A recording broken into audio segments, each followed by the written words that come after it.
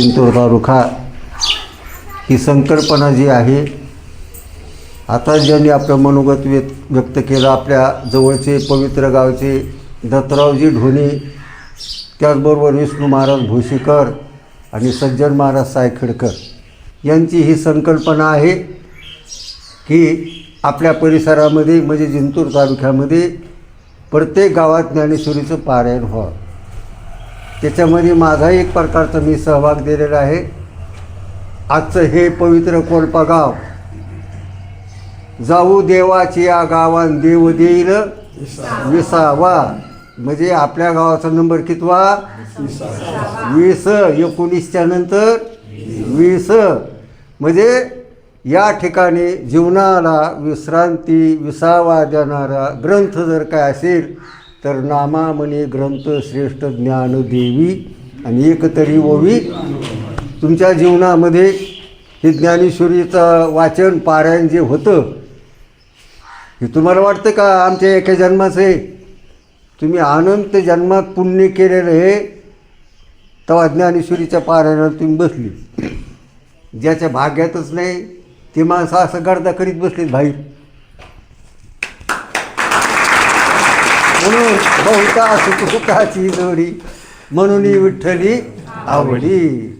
याला फार पुण्य लागतं, संत कृपा लागती. आपलं पवित्र गाव जे जे ह्या ठिकाणी आता पारायणाला बसले नाहीत त्या माणसाची यादी करायची आणि त्या माणसाला सप्त्यामध्ये ज्ञानेश्वरीला पारायणाला बसायचं.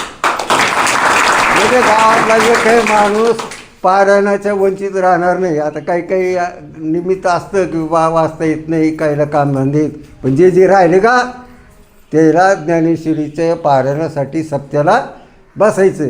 माझ्याकडे यादी वाचून जाऊ का राहिलेल्या माणसाची? तुम्हाला वाटतंय का हे महाराजाची नजर नाही? प्रत्येक गावात मी पहिलीच ओळख आहे, घरादारात आहे. म्हणून फार आनंद एक प्रकारचा वाटला. हे धावपळीचं जीवन आहे. जीवनामध्ये ज्ञानोबारायांनी किती कष्ट केले हे ज्ञानेश्वरी लिहायला.